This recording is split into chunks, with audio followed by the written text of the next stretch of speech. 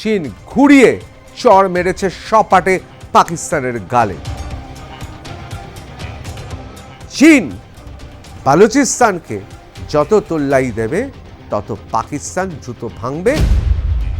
চীন বুঝে গেছে পাকিস্তান কিছু নয়, মাকাল ফল। মার্কিন যুক্তরাষ্ট্রের চোখ পড়ে গেছে।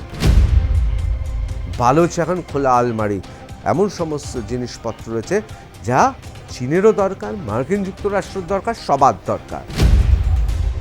পাকিস্তানের চাই তাদের দৈন্য দশা কাটাতে অর্থ আর সামরিক শক্তি, যা দিতে পারবে চীন। আর সেই জন্যই চীনের পা চাটছে পাকিস্তান।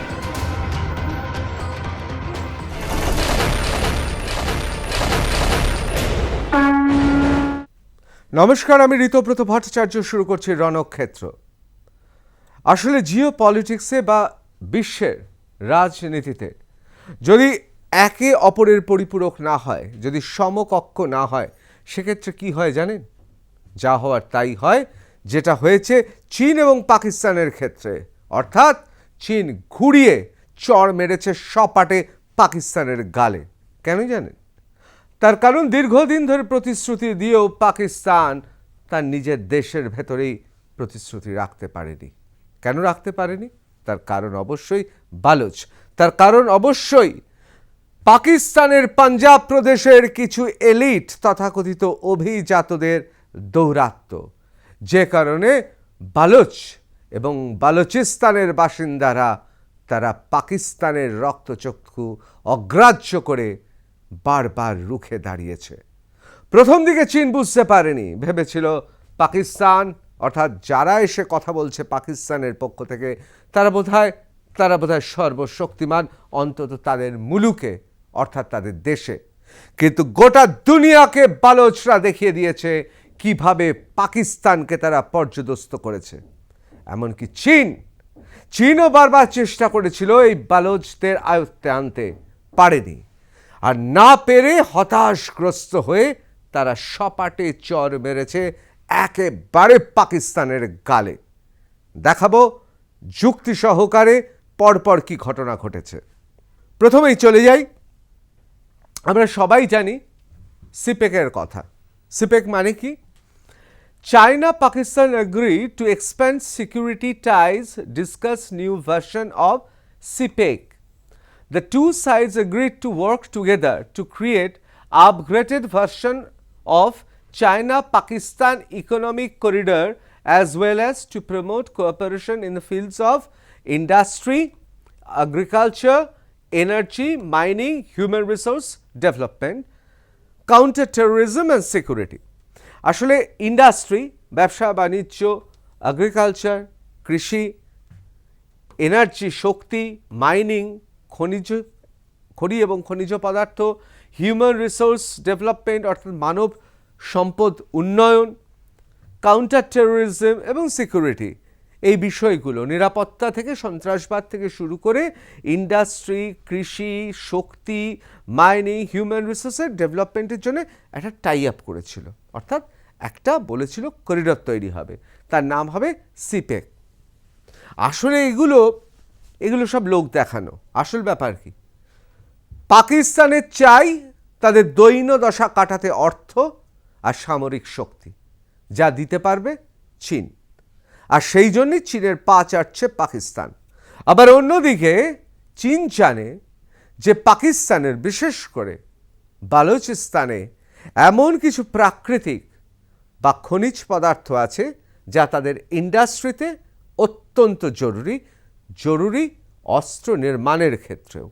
সেই জন্যে তাদের এই ধরনের চুক্তি। তার কারণ চীন কখনো এমন কোনো চুক্তি করে না যে এই চুক্তিতে তার আর্থিক লাভ নেই, তার দেশের স্বার্থ রক্ষা হবে না। সুতরাং এটা ভাবা একেবারে ভুল। পাকিস্তানের দৈন্য দশা থেকে চীনের মন গলে গিয়েছে, আর সেই জন্য ভাবছে অর্থ সাহায্য করবে, তা নয়। অর্থাৎ এই সিপেকটার পেছনে চীন এবং পাকিস্তান উভয়েরই স্বার্থ ছিল। কিন্তু কি হলো? যা ভেবেছিল তা পুরো লণ্ডভণ্ড হয়ে গেল। কিভাবে দেখাবো। Balochistan সিপেক anti China sentiment and the way ahead, এটা আমাদের কথা না, ইউরোপের একটি বিখ্যাত সংবাদ সংস্থা তার ওয়েবসাইট থেকে আপনাদের দেখাচ্ছি। Anti-China sentiments are on surge in Balochistan, creating a complex and compelling ground reality. সেখানে দেখবেন একটা জটিল আকার ধারণ করেছে। কি আকার? সেখানে একটা অ্যান্টি চায়না সেন্টিমেন্ট, অর্থাৎ চায়নার বিরুদ্ধে একটা ভাবাবেগ তৈরি হয়েছে, এবং যেই ভাবাবেগের কারণে কমপ্লেক্স এবং কম্পেলিং গ্রাউন্ড রিয়ালিটি, অর্থাৎ একটা প্রতিকূল অবস্থার মধ্যে চীন পড়ে গেছে। দে threaten ambitious China-Pakistan economic corridor অর্থাৎ CPEC projects long been crowned as a game changer for Pakistani economy, promising infrastructure development and increased connectivity. আসলে পাকিস্তান তো নিজে কিছু করে উঠতে পারছিল না, তারা ভেবেছিল এই সিপ্যাকটা হলে তাহলে কি হবে, ইনফ্রাস্ট্রাকচার অর্থাৎ কাঠামোগতভাবে বিরাট পরিবর্তন আসবে, উন্নয়নমূলক কাজকর্ম হবে। তারা মানুষকে প্রতিশ্রুতি দিয়েছিল যে কানেক্টিভিটি অর্থাৎ যোগাযোগ বেড়ে যাবে, কারণ চীন আসবে, রোড তৈরি হবে, রাস্তা তৈরি হবে। এবং দেখুন, এটা তো ঠিক কথা, চীন গোটা পৃথিবীকে অবাক করে দিয়েছে যেভাবে তারা তাদের রেলওয়ে অর্থাৎ তাদের রেল যেভাবে ছড়িয়েছে গোটা চীন জুড়ে একেবারে মাকড়সার জালের মতো, ঠিক সেই রকম হবে এইসব প্রতিশ্রুতি দিয়েছিল।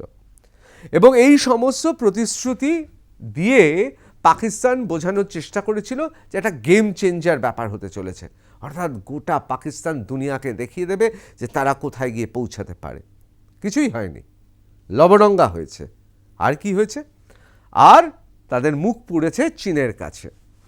But as violence escalates in Pakistan's largest province, অর্থাৎ হিংসাত্মক ঘটনা বেড়ে গিয়েছে পাকিস্তানের বৃহত্তম প্রদেশে অর্থাৎ বালুচিস্তানে। It is important to understand how this dynamics are intertwined and what they may mean for future of CPEC. তাহলে সব তালগোল পাকিয়ে গেছে, এবং এই তালগোলের মধ্য দিয়ে বালুচিস্তানে যেহেতু একটা অ্যান্টি চায়না এই ভাবাবেগ উদ্ভূত হয়েছে, এবং পাকিস্তানের কোনো রকম সামর্থ্যই নেই সেখানে কিছু করার, সব মিলিয়ে ওই পুরো সিপেক প্রজেক্টটাই কি হয়েছে, তালগোল পাকিয়ে গেছে। আর এই তালগোল পাকাতে কি হলো? এই তালগোল পাকানোর জন্য চীনের মাথায় হাত। কেন হাত সেটা জানাবো। আপনারা দেখুন, এই যে কাশগার, চীনের এখান থেকে পিওকে হয়ে আহমেদাবাদ, সবাই জানি লাদেনকে এখানেই আশ্রয় দিয়েছিল পাকিস্তান, ইসলামাবাদ, এখান থেকে এই যে করিডোর গিয়ে একেবারে গদর অর্থাৎ বালুচিস্তানের এই পোর্ট, এটা ছিল সেই করিডোর। অর্থাৎ চীন ভেবেছিল ভারতকে এড়িয়ে তথাকথিত পাক অধিকৃত কাশ্মীরের মধ্য দিয়ে আহমেদাবাদের পাশ দিয়ে, যেখানে লাদেনকে রেখেছিল পাকিস্তান, ইসলামিক সন্ত্রাসবাদী জঙ্গিদের আশ্রয় দেয়, তার অন্যতম নিদর্শন, ইসলামাবাদের পাশ দিয়ে গিয়ে একেবারে সমুদ্র পৃষ্ঠে গদরে গিয়ে থামবে, অর্থাৎ বালুচিস্তানে। এটা ছিল তাদের পরিকল্পনা, এবং এটা নিয়েই স্বপ্ন দেখতে শুরু করেছিল পাকিস্তান। ভেবেছিল আমূল পরিবর্তন হবে পাকিস্তানের, কিন্তু হলো কি?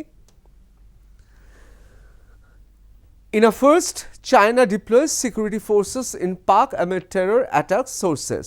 The development comes days after Baloch militants blow up a Pakistani military bus and hijack Jafar Express, killing several security personnel. আমরা সবাই জানি পাকিস্তানে কি হয়েছে, আমরা বালুচিস্তানে কি করেছে, তারা চীনকে দেখিয়ে দিয়েছে। চীন প্রথমে ভেবেছিল বোধহয় পাকিস্তান সামাল দিতে পারবে। বালুচিস্তানের সেই সমস্ত বিপ্লবীদের যারা বালুচিস্তানের জন্য লড়ছে, সেই সমস্ত বালোচ ভাইদের আটকাতে পারেনি, বরং নিজে পর্যুদস্ত হয়েছে। এমনকি চীন সেখানে পৌঁছেছে বলে চীনের ওপরও তারা ক্ষেপে গেছে, আর তাতেই সর্বনাশ হয়েছে চীনের। Bad news for Pakistan as China decided to hold direct talks with Munir's enemy, অর্থাৎ পাকিস্তানের সেনাপ্রধান সন্ত্রাসবাদী ইসলামিক জঙ্গি আসিম মুনির, তার এনিমি, তার শত্রু অর্থাৎ বালুচিস্তানের সঙ্গে এখন সরাসরি কথা বলতে চাইছে চীন। কেন চাইছে? তার কারণ পাকিস্তান তো বোঝাই যাচ্ছে যে তার কোনো ক্ষমতাই নেই।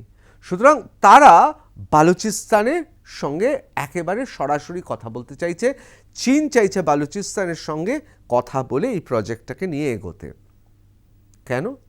তার কারণ ইতিমধ্যে বহু মূল্যের অর্থ, বৈদেশিক অর্থ ব্যয় করে ফেলেছে চীন। China is taking this step because CPEC is being constantly attacked by Baloch rebels. অর্থাৎ সিপেক এই করিডর বারবার আক্রমণ শানাচ্ছে কারা? বালুচিস্তান, বালুচের বিপ্লবীরা। Gwadar port and Reko Diq mining project have almost come to a standstill. অর্থাৎ দুটো মেজর প্রজেক্ট, এই রেকো প্রজেক্ট এবং গদর পোর্ট প্রজেক্ট, একটা বন্দর, অন্যটা মাইনিং, এই দুটো প্রজেক্ট একেবারে স্তব্ধ হয়ে গেছে, দাঁড়িয়ে পড়েছে, কিচ্ছু করতে পারছে না। সুতরাং শি জিনপিং, আমি আগেও বলেছি আপনাদের বিভিন্ন এপিসোডে, চীনের সমাজ ব্যবস্থাটা একেবারে অন্যরকম। অর্থাৎ শিক্ষা, স্বাস্থ্য, পানীয় সমস্ত কিছু সরকার আপনাকে দেবে, কিন্তু সরকারকে প্রতিদানে সেখানকার সরকার মানে একদলীয় কমিউনিস্ট পার্টির সরকার। কমিউনিস্ট পার্টির জন্য জান প্রাণ সমস্ত কিছু দিয়ে দিয়েছে সেখানকার নাগরিকরা। কিন্তু কমিউনিস্ট পার্টিকে অর্থাৎ চীনের সরকারকে তাদের সাধারণ মানুষের সব কিছু ব্যয় বহন করতে হয়, বিপুল পরিমাণের অর্থ প্রয়োজন।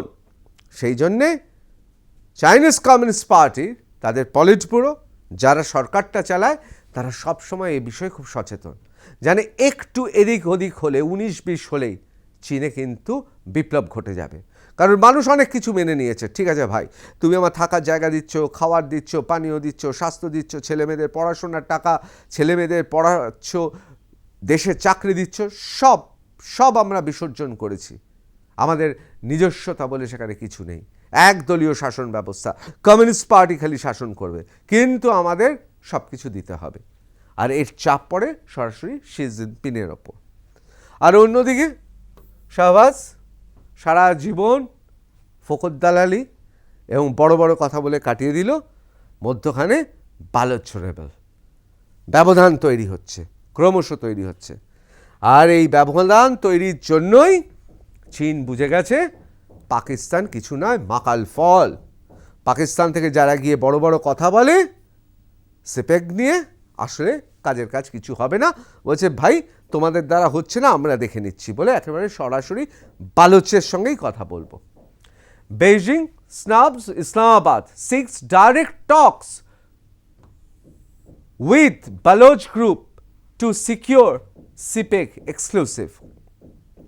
Frustrated by repeated attacks and Pakistani army's failure to contain Baloch insurgents, China now seeks direct talk with Baloch group, a move that could sideline Islamabad.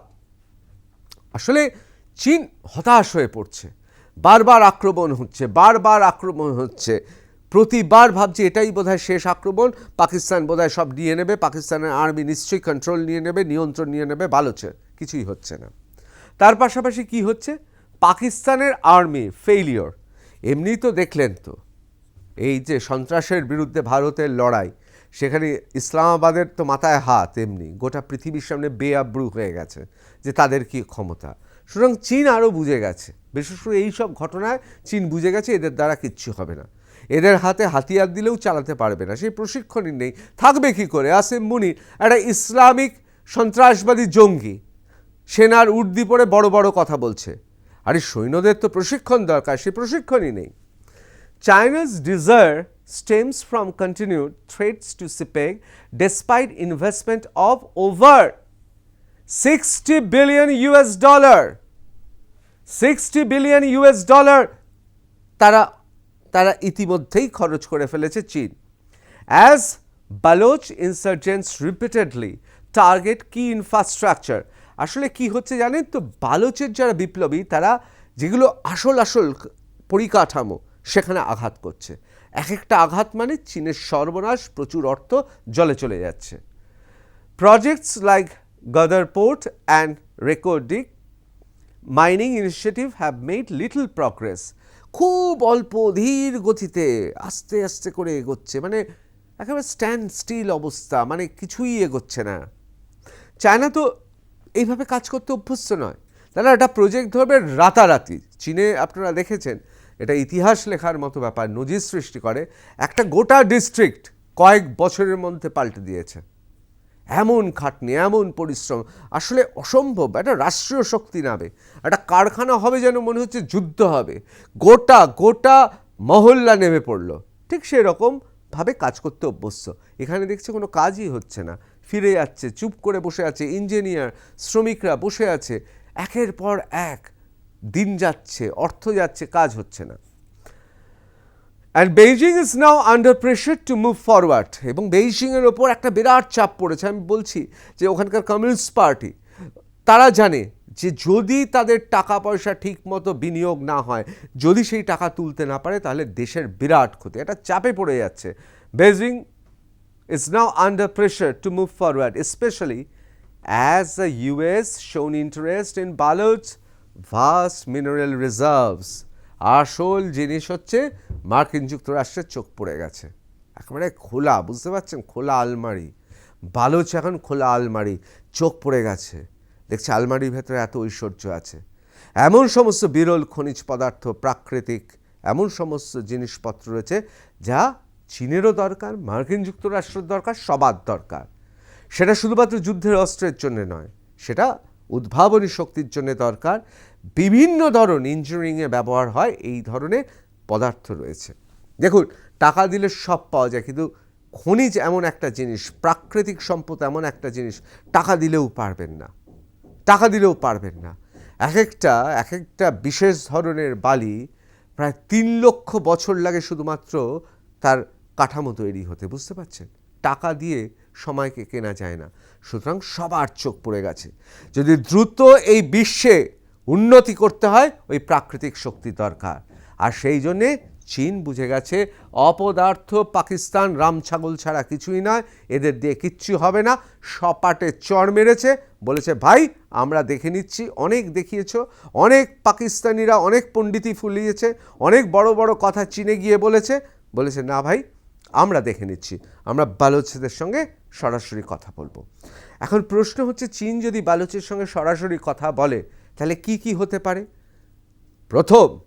প্রথম বালোচদের সঙ্গে কথা বলা মানে পাকিস্তানের গোটা বিশ্বের জিও পলিটিক্সে তাদের জায়গাটা আরও নিচে নেমে যাওয়া, আর বালোচ তার সার্বভৌমত্বে আরও এক ধাপ এগিয়ে যাবে।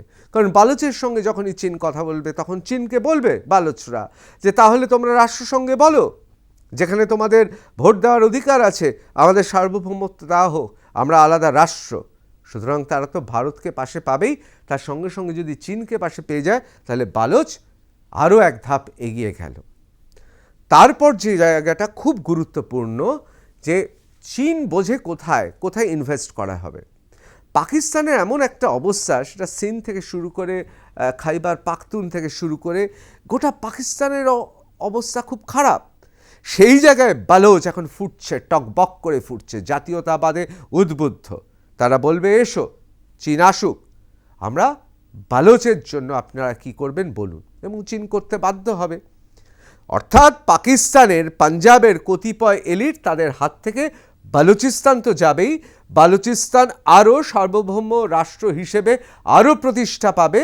এবং সর্বোপরি আপনাদের জানিয়ে রাখি যে চীন বালুচিস্তানকে যত তোল্লাই দেবে, তত পাকিস্তান দ্রুত ভাঙবে।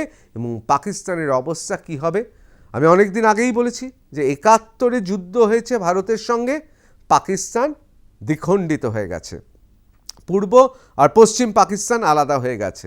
পশ্চিম পাকিস্তান মানে পাকিস্তান, আর পূর্ব পাকিস্তান মানে বাংলাদেশ জন্মেছে। আর এবারকার যুদ্ধের ফলে পাকিস্তান 1 নয় 2 নয় 3 টুকরো হয়ে যাবে। পাকিস্তান 3 টুকরো হয়ে আলাদা হয়ে যাবে, একটা টুকরো পড়ে থাকবে, অর্থাৎ 4 ভাগের 1 ভাগ হয়ে যাবে পাকিস্তান, অর্থাৎ ওই পাঞ্জাব প্রদেশের অন্তর্গত, পাকিস্তানের পাঞ্জাব প্রদেশের অন্তর্গত যতটুকু জায়গা থাকবে। অর্থাৎ দিনের শেষে কি দাঁড়াবে, আমাদের উত্তরপ্রদেশের থেকে একটু ছোট। আপাতত সময় প্রহর গোনা, কাউন্টডাউন শুরু হয়ে গেছে, মহেন্দ্রক্ষণ এলো বলে। জয় ভারত।